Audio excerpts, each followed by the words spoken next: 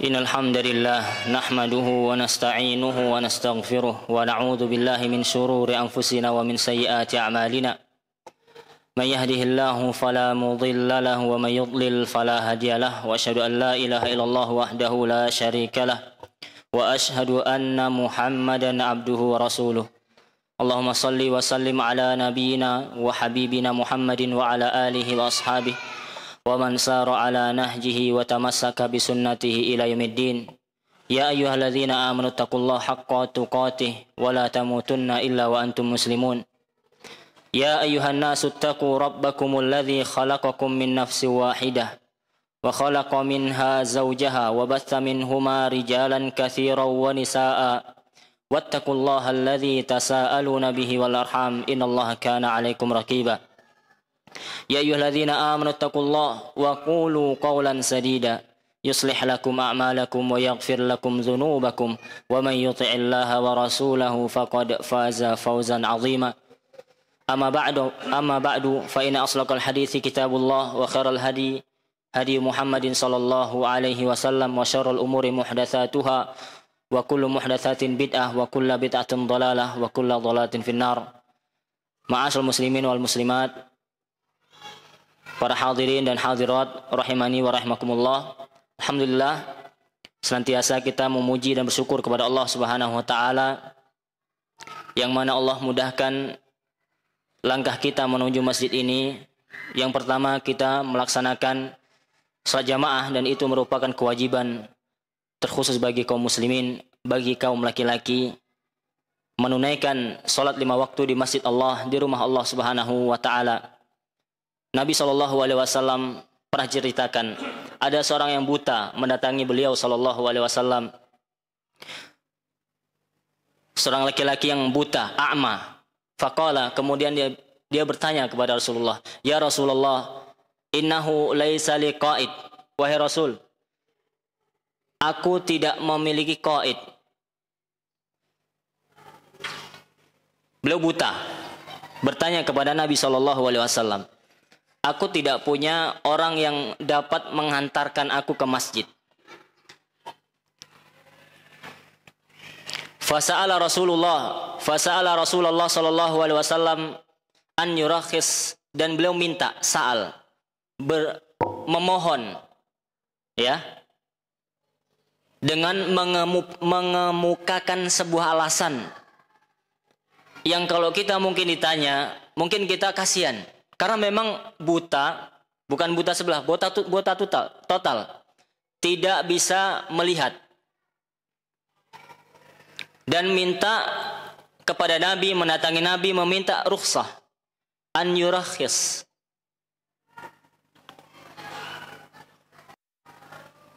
Fayusalli fi baitihi. Dia minta agar dia itu, orang yang buta itu, bisa sholat di rumahnya. Tidak sholat di masjid. Falamma walla, kemudian farakhas, dikatakan orang tersebut di awal diizinkan oleh Nabi SAW untuk sholat di rumahnya. Paham? Awalnya Nabi memberi dia keringanan. Iya, boleh engkau sholat di rumahmu karena ada alasan, ada rukhsah. Tidak ada yang mengantar sedangkan dia buta. Falamma walla, kemudian ketika orang itu pergi, da'ahu, Rasul pun memanggilnya. Faqala hal tasma'un nida, kata Nabi SAW, apakah engkau mendengar nida al-adhan? Kata orang tersebut, apakah engkau mendengar azan untuk salat, panggilan untuk salat yaitu azan? Qala na'am. Qala fajib. Kata orang tersebut, iya saya mendengar wahai Rasul. Karena dia tidak tuli. Dia hanya buta. Tapi mendengar seruan Allah, panggilan Allah Subhanahu wa taala. Kata Nabi SAW, orang yang seperti ini fa'ajib, datangi masjid. Artinya adalah datangi seruan Allah itu yang dari masjid. Dan kita kaum muslimin tidak seperti orang ini. Seorang ulama mengatakan setelah menyampaikan hadis ini, wahai orang yang tidak salat berjamaah, beliau mengatakan, Tidakkah engkau takut kepada Allah mengambil, andai kata Allah itu mengambil penglihatanmu? Apakah engkau tidak takut Allah jadikan engkau buta? Taruh engkau buta. Walaupun engkau buta, tidak ada uzur bagimu untuk tidak berjamaah atau salat berjamaah di masjid. Maka hendaknya bagi kita yang sehat, bagi kita yang sehat, tidak buta, sehat walafiat, tidak sakit sama sekali, fisik kuat, maka jangan sampai kita lalai dari kewajiban yang satu ini. Sekali lagi, walaupun dalam tanda kutip ada perbedaan ulama tentang permasalahan apakah wajib sholat berjamaah atau tidak, tapi kita mengambil ada yang rajih, yang jelas sesuai dalil. Ya, ini merupakan salah satu hadis yang dijadikan oleh para ulama tentang kewajiban sholat. Yang buta saja, Nabi tetap wajibkan untuk mendatangi seruan azan, menjawab seruan azan itu, yaitu sholat berjamaah di masjid. Kemudian dalam hadis lain, man sami'an nida falam ya'ti fala sholata lahu illa min uzrin. Dalam hadis lain, barang siapa yang sami'an nida, telah mendengar azan. Dia mendengar azan. Terlebih orang yang tidak ada alasan, kendaraan punya, badan sehat, jalan mulus, rumah dekat masjid. Man sami'an nida, kata Nabi SAW. Barang siapa yang mendengar nida, panggilan. Ini khusus pada laki-laki ya. Man sami'an nida falam ya'ti, dan dia tidak mendatangi seruan tersebut, tidak mendatangi masjid, fala sholata lahu. Kata Nabi SAW, maka tidak ada sholat baginya. Artinya apa? Tidak sempurna sholatnya. Kalau dia laki-laki yang balik, yang wajib posisinya untuk sholat berjamaah di masjid. Kata para ulama, ini tidak mengatakan bahwasanya bukan berarti orang yang sholat di rumah tidak sah, ya. Tetap sholatnya sah, tapi tidak sempurna, dan dia berdosa. Dan dia berdosa. Sholat wajibnya sah, tidak perlu diulang, tapi tidak sempurna, dan dia berdosa, mendapatkan dosa. Kenapa? Karena dia orang yang wajib, orang yang mampu untuk mendatangi masjid. Illa min udhrin, kecuali bagi orang yang ada udhur, seperti lagi safar, kemudian lagi sakit, hujan, dan seterusnya. Kemudian hadis diriwayatkan dari Al-Bukhari, Al-Imam Bukhari rahimahullah, Rasulullah sallallahu alaihi wasallam bersabda, laqad hamamtu an amura bis shalah fatuqamu thumma amura rajulan fayusalli bin nas. Aku ingin, kata Nabi sallallahu alaihi wasallam, ingin sekali, hamamtu, bertekad. Aku sangat ingin, kata Nabi sallallahu alaihi wasallam, untuk memerintahkan ditegakkan sholat. Kemudian aku memerintahkan seseorang untuk mengimami manusia. Kemudian aku berjalan bersama beberapa orang membawa kayu bakar untuk mendatangi kaum yang tidak menghadiri sholat berjamaah. Kemudian aku akan membakar rumah-rumah mereka dengan api. Lihat, Nabi ingin apa? Mengancam orang yang tidak menghadiri sholat berjamaah. Nabi ingin membakar rumahnya. Ini ancaman yang keras. Ini ancaman yang keras dari Nabi Shallallahu Alaihi Wasallam.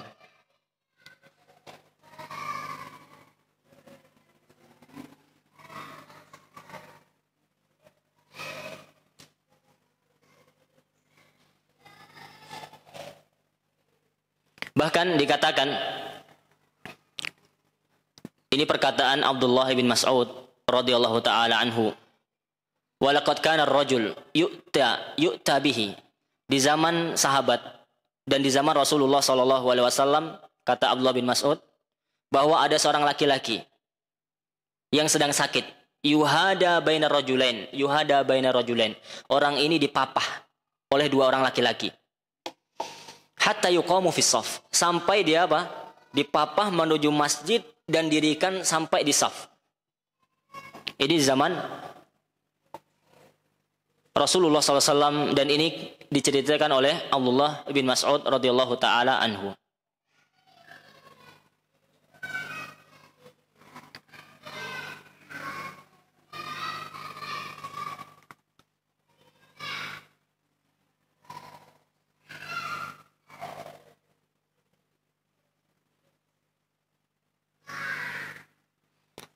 Dan di kalangan para sahabat tentang mendirikan salat berjamaah bagi laki-laki di masjid adalah itu hal yang sudah ma'ruf dan diyakini wajib oleh para sahabat.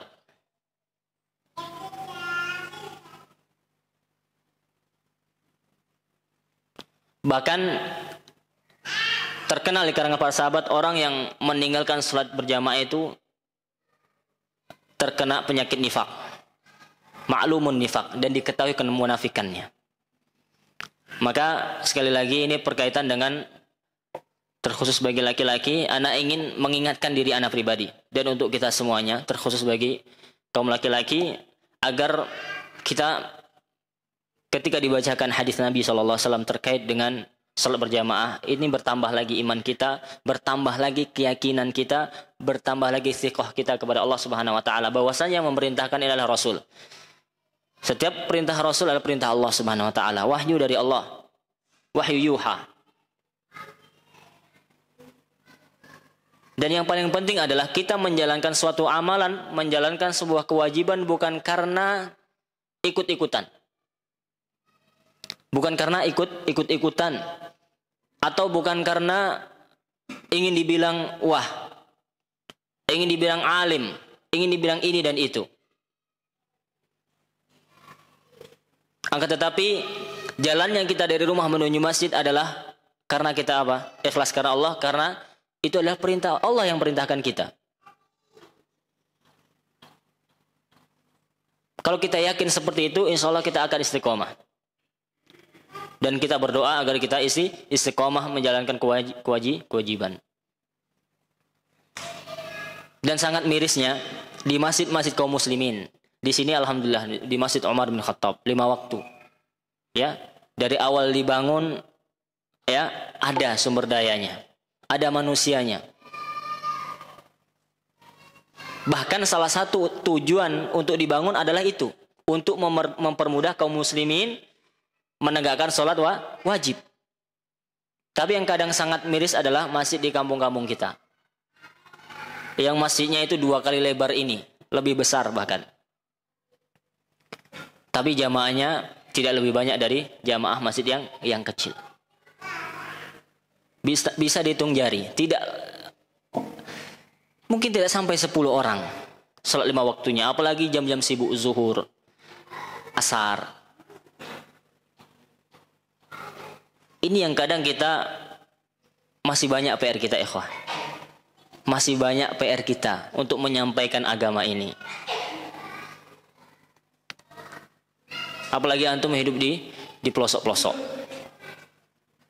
Kadang sholat zuhur itu cuma 1 orang. Anak pernah mendapati di suatu daerah. Dia azan, dia qomat, dia imam, dia sholat sendiri. Dan itu biasanya orang udah tua. Pertanyaannya adalah yang mana yang anak muda ini? Artinya tua di sini, sepuh sudah. 50 tahun ke atas. Dan rata-rata di kampung-kampung di pelosok itu yang menghidupkan yang sholat wajib 5 waktu itu orang-orang tua. Dan anak katakan itu wajar dan wajib, harus. Orang tua sadar tentang pentingnya sholat. Tapi PR kita ini yang masih muda nih. Bagaimana kita menyampaikan agama ini? Walaupun Allah tidak butuh dengan kehadiran mereka. Hakikatnya mereka yang butuh datang ke masjid. Hakikatnya kita yang butuh atas amalan ini, salat berjamaah, menghidupkan syiar Allah Subhanahu wa taala. Dan kejayaan Islam bisa dilihat dari sini. Antum nggak usah ngomong panjang-panjang masalah apa. Dilihat dari sini, kaum muslimin kembali tidak ke masjid. Kalau kaum muslimin kembali ke masjid setelah 5 waktu, ramai subuhnya, ramai kaum muslimin laki-lakinya berbondong-bondong ke masjid, insya Allah kaum muslimin akan mayoritas, walaupun tidak mayoritas, kaum muslimin akan kuat. Itu saja kita lihat. Tapi kalau tidak, subuhnya entah bangun entah tidak. Bangunnya ketika sudah matahari terbit, jam 7, jam setengah 7.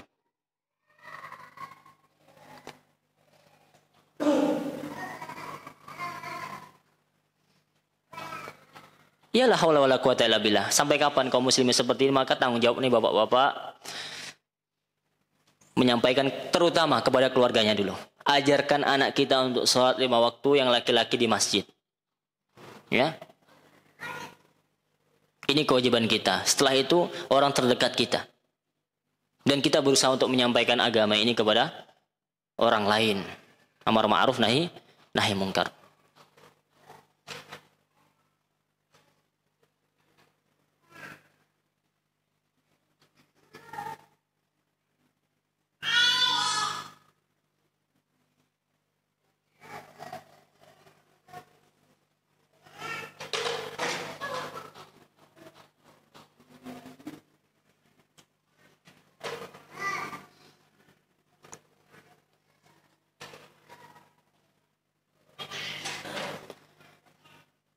Adapun mungkin ada syubhat terkait dengan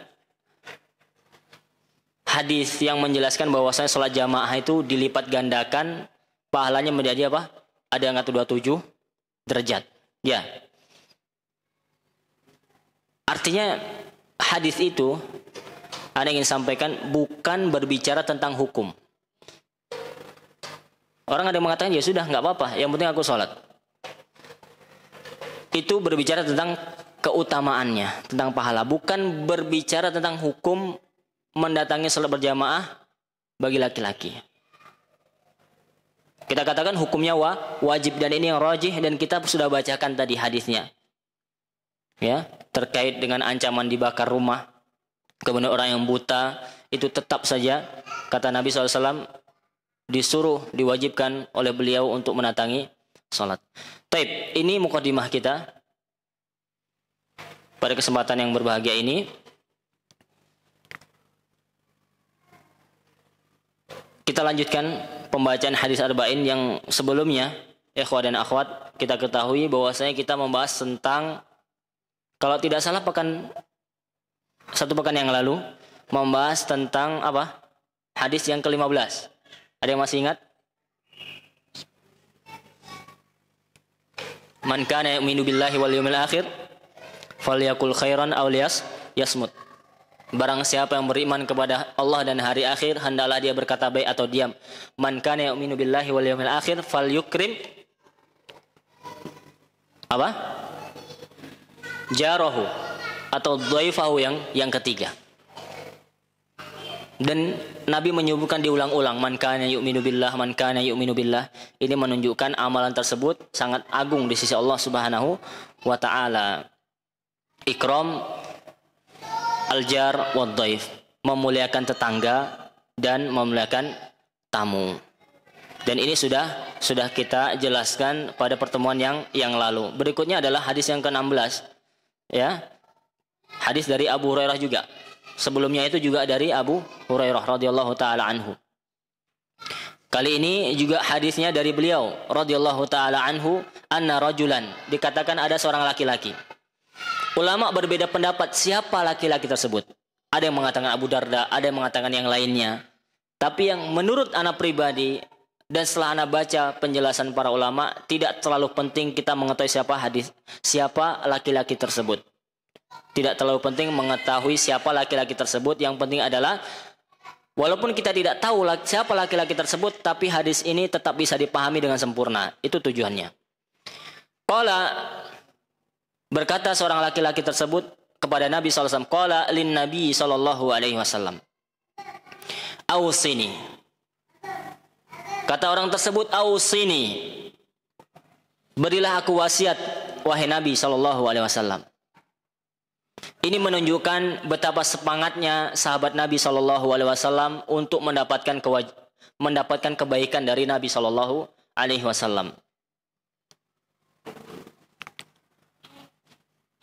Hirsu as-sahabah radhiyallahu taala anhum.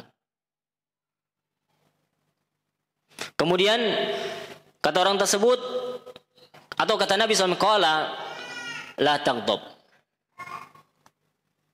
Ketika orang tersebut meminta wasiat kepada Nabi SAW, kata Nabi wasiatnya adalah la taghdab. Dan wasiat itu biasanya tergantung kepada orangnya yang meminta wasiat. Apa yang datang wasiat dari Nabi setelah itu. Kata Nabi kepada orang ini yang minta wasiat adalah la taghdab. Jangan engkau marah. Faraddada miraran. Orang ini mengulang lagi, ausini. Ya. Qala la taghdab. Nabi juga mengulang la taghdab dikatakan 3 kali. Hadis riwayat Bukhari. Ya, hadis diriwayatkan oleh Imam Bukhari.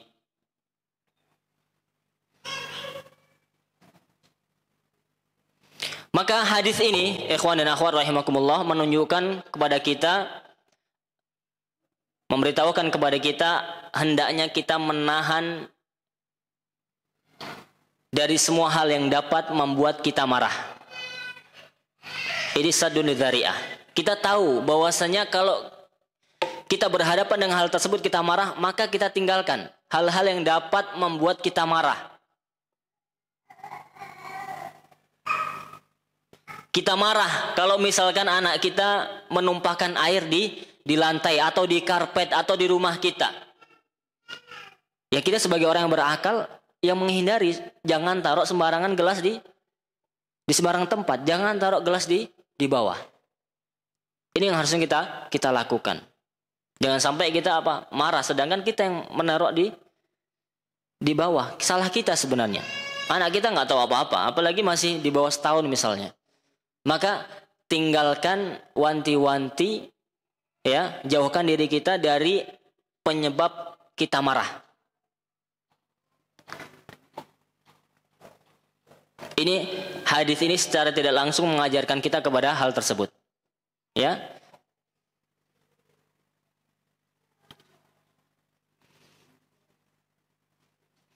Dan kemudian hadis ini kita dapat ambil pelajaran, jangan sampai kita melanjutkan marah.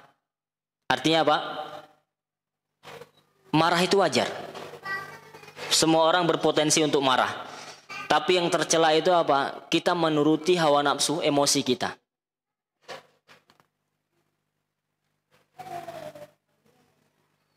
Marah itu tidak mutlak dilarang. Bahkan kita boleh marah dan harus marah. Kapan? Idzan tuhika hurmatullah. Apabila syariat Allah itu dilanggar.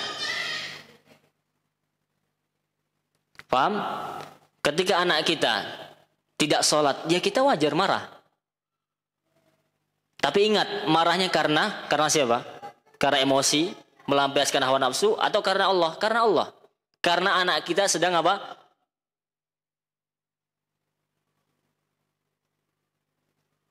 Menerjang syariat Allah Subhanahu wa taala.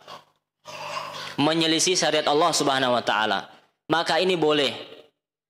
Dan marahnya pun, akan tetapi marahnya pun kita kepada anak kita karena kita sayang. Karena kita sayang kepada anak kita, kita tidak mau anak kita apa?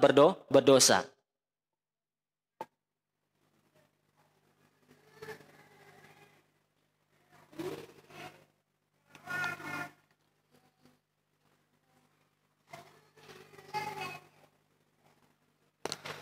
Dan Nabi SAW mewasiatkan kita sebagai umatnya untuk tidak marah. Kenapa? Karena marah tersebut memiliki mafsadah yang dapat merusak.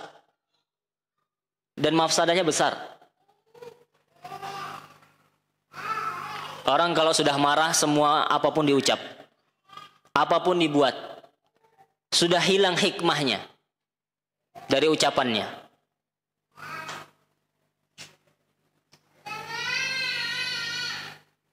Apalagi marahnya apa? Sampai mentalak istrinya dan seterusnya.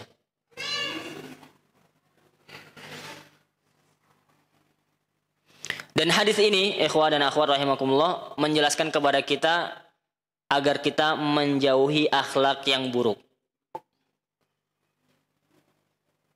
Agar kita menjauhi akhlak yang buruk. Marah, emosi, sehingga terucap kata-kata yang buruk,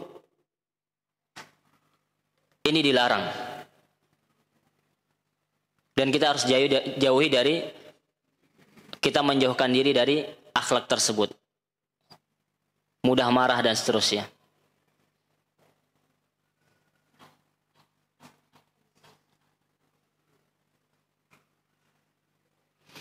Dan Bapak Ibu yang semua dirahmati oleh Allah Subhanahu wa taala, intinya dari pembahasan hadis ini kita harus sadar, yaitu bahwasanya menahan amarah itu adalah ibadah.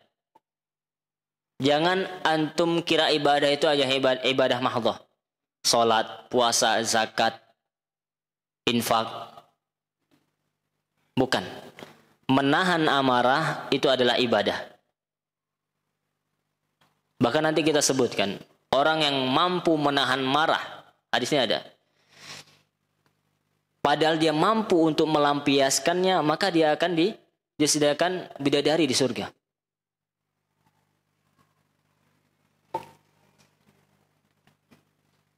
Terkait dengan marah, ketika suami marah, kemudian mentalak istrinya, dalam keadaan marah, apakah jatuh talaknya? Ini ada pembahasan. Dan nyaris semuanya orang yang mentalak istrinya pasti dalam keadaan marah. Tidak ada yang tidak. Tidak ada orang suami yang lantas mentalak istrinya dengan ultimatum, dengan bahasa yang lembut. Wahai istriku, ta'alai, kesini. Ya, abang ingin berkata sesuatu kepadamu. Dengan senyum dan nggak ada. Namanya talak itu pasti beringas. Semuanya kata-kata talak itu apa? Seringkali bahkan nyaris semuanya karena marah. Marah kepada istrinya, seorang suami marah kepada istri kemudian lantas melontarkan kalimat talak dan seterusnya. Maka para ulama membahas jatuh atau tidak kalimat talaknya tersebut. Ada dua pembahasan. Kalau marahnya biasa artinya dia sadar. Apa yang dia ucapkan dia sadar. Walaupun dia marah tapi tetap sadar, maka jelas talaknya jatuh. Akan tetapi talak yang kedua atau marah yang kedua, marah yang menghilangkan kesadaran. Anda nggak tahu apakah ada seperti ini, tapi ulama menyebutkan. Salah satunya kitab di Fiqh Sunnah, Sahih Fiqh Sunnah disebutkan pembagian ini. Barang siapa yang marah, yang marahnya itu menutup akalnya. Mungkin mereka mengkiaskan seperti orang yang mabuk, minum khamar yang tidak sadar lagi. Kemudian dia menceraikan istrinya.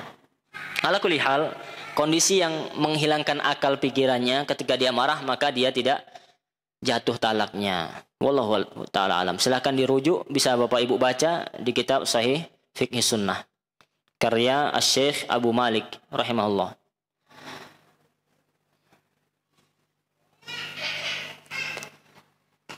Ini terkait dengan larangan marah. Nabi mengulang 3 kali, ini menunjukkan pentingnya kita jangan marah Bapak Ibu. Wallahi, ana sulit sebenarnya membahas hadis ini, tapi ana harus bahas. Ana sendiri ya kadang suka marah. Dan inilah PR kita, wallahi berat menahan amarah ini. Apalagi kepada keluarga kita, kepada anak kita. Ini ujian bagi kita. Maka semoga harapan ana minimal kita mengurangi setelah kita keluar dari kajian ini, kita yang tadinya suka marah berkuranglah minimal, atau bisa hilang sama sekali, itu luar biasa. Tapi sulit. Marah itu tabiat tabiat manusia, dia bisa marah gitu. Tapi harus dikontrol. Minimal setelah ini kita bisa mengontrolnya. Ada alat kontrolnya, yaitu hadis Nabi SAW. Barang siapa yang menahan amarah dan dia mampu untuk melampiaskan, maka dijamin baginya surga. Dan menahan amarah itu adalah ibadah. Menahan amarah itu adalah ibadah. Kita menahan, tidak melampiaskan amarah kita karena Allah. Ya Allah, sebenarnya saya mampu ini. Ini orang dah jelas-jelas salah. Ya, ngerem mendadak atau numbur kita dari belakang atau menyakiti kita. Kita dan posisinya kita mampu untuk melampiaskan amarah, tapi kita kontrol.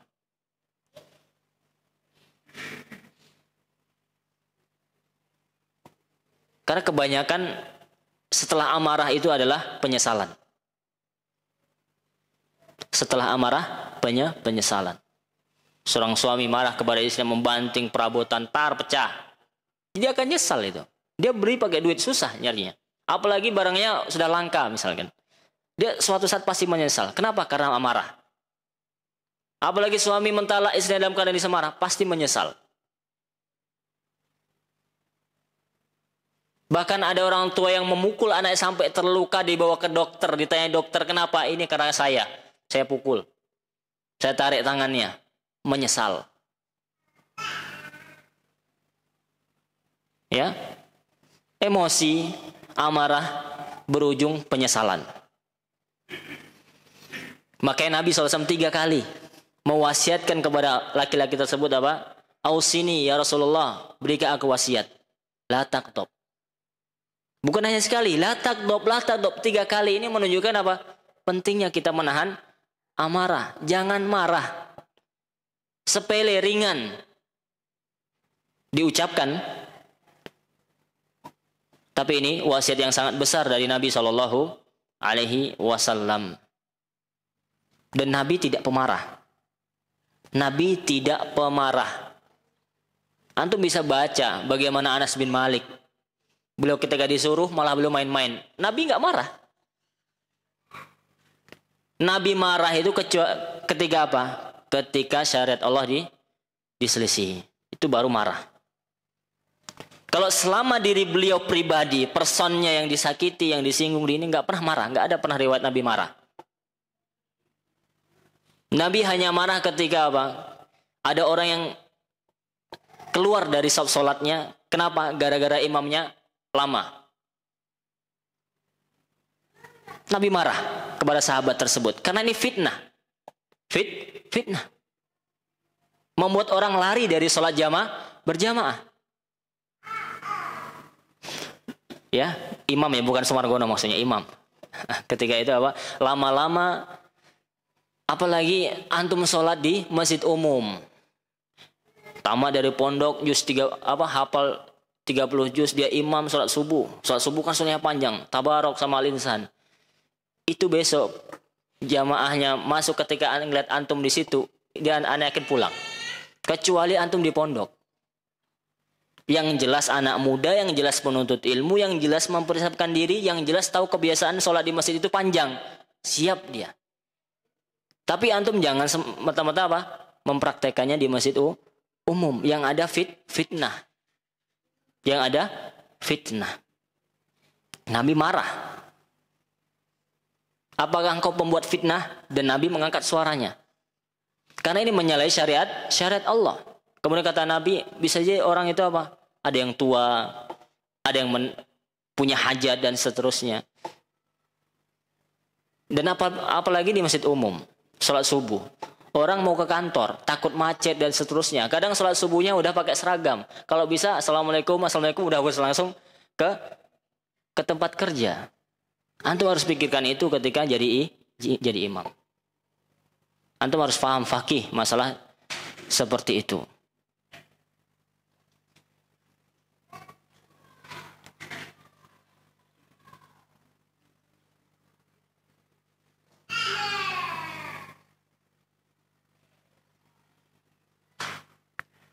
Kemudian yang berikutnya kita akan membahas tentang kiat meredam amarah. Kiat meredam amarah. Ketika ini kita sudah emosi, sudah terpancing untuk marah. Lantas apa yang harus kita lakukan?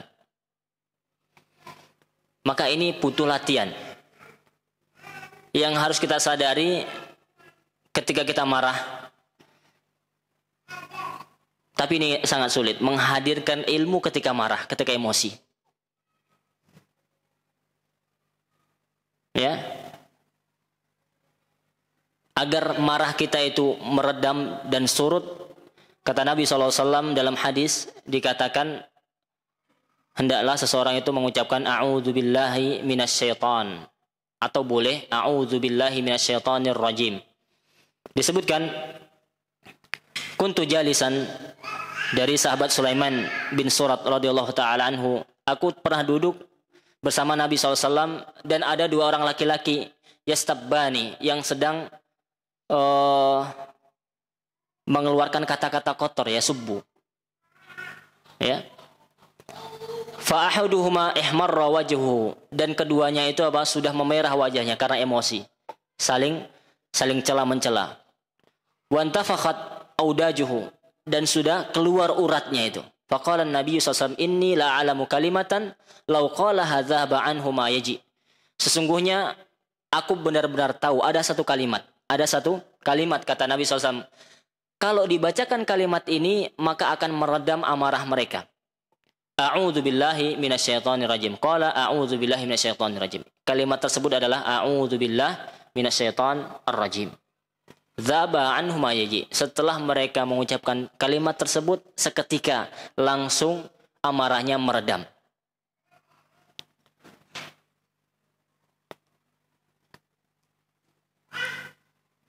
Dan ayat yang umum dalam surah Al-A'raf ayat 200, silahkan dicek dalam Al-Quran Al-A'raf ayat 200, Allah berfirman, wa imma yanzaghannaka minasyaitan nazghun fasta'id billah.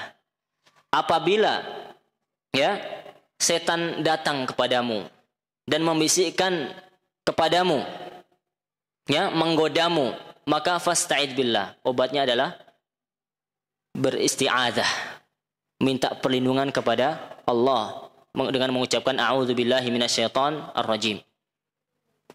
Karena amarah itu adalah bisikan syaitan. Dikatakan apa? Anak panah yang menusuk hati kita. Amarah itu apa? Bisikan syaitan kepada hati kita. Maka lawannya adalah zikrullah, mengingat Allah Subhanahu wa taala. Dan dalam riwayat Abu Hurairah, ya, dikatakan idza ghadiba ar-rajulu faqala a'udzu billah sakana ghadabuhu. Apabila seorang laki-laki marah, kemudian dia mengucapkan a'udzu billah, maka sakana ghadabu, kemarahannya akan mereda. Bisa Bapak Ibu, setelah ini ketika kita emosi, ya, dengan kawan kita, dengan anak kita, dengan siapapun, dengan kondisi, maka kita ucapkan a'udzubillah. Ini sering diulang, tapi kita juga sering lupa. Ana jujur sendiri. Ya, cara meredam amarah. Dan ini kiat dari Nabi SAW, dari Allah Subhanahu wa taala. Yang pertama apa? Ta'awudz. Kemudian kiat yang kedua agar kita menahan amarah, yaitu diam. Hadisnya adalah diriwayatkan oleh Imam Ahmad. Ya. Wa idza ghadiba ahadukum falyaskut. Apabila salah seorang di antara kalian marah, maka diam. Diam. Artinya apa? Tidak berbicara. Tidak usah berbicara. Karena dikhawatirkan ketika sudah tersulut emosinya dan dia berucap, apalagi seorang suami dan istri marah, udah saling ngomel, dan itu akan menimbulkan efek yang besar, menambah keruh suasana. Maka kita harus kontrol sekali lagi, sudah diam. Ya, jangan berucap, jangan berkata-kata. Kemudian ketika sudah berta'awudz, kemudian diam, masih juga marah, maka berganti posisi. Ini salah satu cara untuk meredamkan amarah, berganti posisi. Ya. Dari Abu Dzar radhiyallahu taala anhu, dari Nabi sallallahu alaihi wasallam beliau bersabda, "Idza ghadiba ahadukum wa huwa qa'id atau huwa qa'im falyajlis." Barang siapa yang marah dalam kondisi berdiri, maka hendaknya dia duduk. Fa in dzahaba anhu al-ghadab fa in dhahaba anhu al-ghadabu wa illa falyattaji'. Kalau dia marah dalam kondisi berdiri, duduk. Kalau masih marah, dalam kondisi duduk masih marah, maka hendaklah dia berbaring. Kemudian dia berwudu. Yang keempat adalah caranya untuk meredam amarah adalah berwudu. Ya. Dari Atiyah As-Sa'di radhiyallahu taala anhu berkata, Rasulullah SAW bersabda, "Innal ghadaba minasyaitan, wa inna syaitan khuliqa min nar, wa innama tudfa'un naru bil ma', fa idza ghadiba ahadukum falyatawadda." Kata Nabi SAW, sesungguhnya amarah, kemarahan itu dari syaitan. Amarah itu dari syaitan. Kita harus sadari kemarahan itu dari syaitan. Wa inna syaitan khuliqa min nar. Kita tahu bahwasanya syaitan, kata Nabi SAW, diciptakan oleh Allah dari minar, dari api. Ya, wa inna ma tudfa'un naru bil ma. Cara memadamkan api yang paling efektif adalah dengan air. Fa idza ghadiba ahadukum falyatawadda. Maka ketika salah seorang di antara kalian marah, maka hendaklah dia berwudu. Maka hendaknya dia berwudu. Dan ini sekali lagi tidak mudah. Ya, poinnya sudah kita ketahui, tapi tidak mudah dalam segi prakteknya. Harus diusahakan, harus berjuang kuat. Jangan sampai tapi terucap, memang karakter saya mudah emosi. Jangan. Antum bisa berubah. Akhlak baik itu harus diupayakan, harus diusahakan. Ada upaya. Ya. Kemudian yang kelima, ingat wasiat Nabi SAW. Ingat wasiat Nabi supaya kita tidak melanjutkan amanah kita. Dari Mu'adz bin Jabal radhiyallahu ta'ala anhu, Rasulullah SAW sabda, apa wasiatnya? Man kadzama ghaidhan wa huwa qadir. Barang siapa menahan amarahnya. Ini sudah kita singgung tadi. Padahal dia mampu untuk melampiaskannya, untuk meluapkannya amarah tersebut. Dia mampu. Dan tidak ada hal yang menghalangi dia. Misalkan seorang bos, seorang atasan, dia berhak marah kepada karyawannya, misalkan yang berbuat salah. Dan dia mampu untuk marah, dan dia bisa. Tapi dia tahan. Karena kita tahu menahan amarah adalah ibadah. Ya, barang siapa yang menahan amarahnya padahal dia mampu untuk melampiaskan amarah tersebut, da'ahullah, Allah akan panggil dia. Azza wa Jalla. Ala ru'usil khalaik, di hadapan seluruh makhluk. Pada hari kiamat, yaumal qiyamah, hatta yukhayyirahu minal hur masya, sampai Allah khayyar. Allah berikan pilihan, bebas dia memilih bidadari yang mana. Bagi orang yang seperti ini. Siapa? Orang yang menahan amarahnya padahal dia mampu untuk melampiaskan. Ini merupakan motivasi sekaligus wasiat dari Nabi SAW yang ketika dihadirkan ketika marah, insya Allah kita akan merubah kondisi kita dan akan berusaha untuk tidak marah dan berusaha untuk menahan amarah kita. Dan terakhir, ya, sebelum kita tutup, diriwayatkan dari sahabat Abu Darda, Abu Darda radhiyallahu anhu, ia berkata, wahai Rasulullah sallallahu alaihi wasallam, tunjukkanlah kepadaku suatu amalan. Ini salah satu hadis atau cerita yang membuat para ulama menyimpulkan bahwa saya laki-laki yang tadi yang meminta wasiat tadi sehingga Nabi mewasiatkan 3 kali la taghdab adalah Abu Darda. Salah satunya sebab hadis ini karena nyambung, ya. Walaupun ada ulama yang mengatakan orangnya lain, bukan Abu Darda. Dikatakan bahwasanya Abu Darda radhiyallahu taala anhu berkata kepada Nabi SAW, wahai Rasulullah, tunjukkan kepadaku suatu amalan yang dapat memasukkanku dalam surga. Kata Abu Darda apa? Beliau minta kepada Nabi SAW suatu amalan. Ini bukan main-main amalan yang bisa memasukkan kepada surga Allah Subhanahu wa taala. Kemudian Rasulullah sallallahu alaihi wasallam bersabda, "La taghdab walakal jannah. Mudah. Ya. Bahkan kita hafal hadisnya, jangan marah, bagimu surga. Anak-anak kita TK sudah hafal hadis ini. Yakin. Tapi di lapangan itu sangat susah dipraktekkan. Jangan marah, bagimu surga. Ini wasiat Rasulullah Shallallahu Alaihi Wasallam kepada sahabat yang mulia Abu Darda radhiyallahu taala anhu. Mungkin ini saya yang dapat Anda sampaikan beberapa poin tentang yang pertama tadi, hadis mengenai salat berjamaah.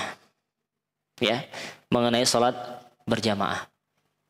Kemudian terkait dengan adab Islami yang mulia, yaitu menahan amarah. Ya, menahan amarah. Orang yang seharusnya sudah ngaji itu bisa mengontrol amarahnya. Orang yang sudah ngaji seharusnya bisa mengontrol amarahnya, bukan karena apa-apa, tapi karena itu adalah ibadah. Karena itu adalah ibadah. Menahan amarah adalah yakin kita adalah sebuah ibadah. Tapi kalau sudah orang kadang tidak meyakini itu sebagai ibadah, itu ada sebagai gentle, sebagai keberanian, dan seterusnya, menunjuk gigi atau ingin dikatakan hebat. Kalau engkau berani memarahin dia dan seterusnya, maka la haula wala quwwata illa billah. Maka ikhwah fillah rahimakumullah wa akhwati fiddin rahimani wa rahimakumullah, setelah ini seharusnya kita bertambah pengetahuan kita atau semakin kuat lagi ya keyakinan kita, dan kita mendapatkan hal positif yang baru, yaitu bagaimana kita bisa menahan amarah. Tidak banyak di kajian ini yang dapat Anda sampaikan kecuali la tagdob, la tagdob, la tagdob. Jangan marah, jangan marah, jangan marah. Ini yang seharusnya kita hadirkan di dalam hati kita, karena ini adalah wasiat Nabi SAW yang dapat mengantarkan kita kepada surga Allah Subhanahu wa taala. Wa nas'alullah al-jannah. Semoga Allah Subhanahu wa taala memberikan kita surganya, amin ya rabbal alamin, terkhusus bagi yang menahan amarahnya yang mampu untuk melampiaskannya. Wallahu taala alam. Aqulu qauli hadza wa astaghfirullah li wa lakum. Subhanakallahumma wa bihamdik asyhadu an la ilaha illa anta astaghfiruka wa atubu ilaik. Wassalamu alaikum warahmatullahi wabarakatuh.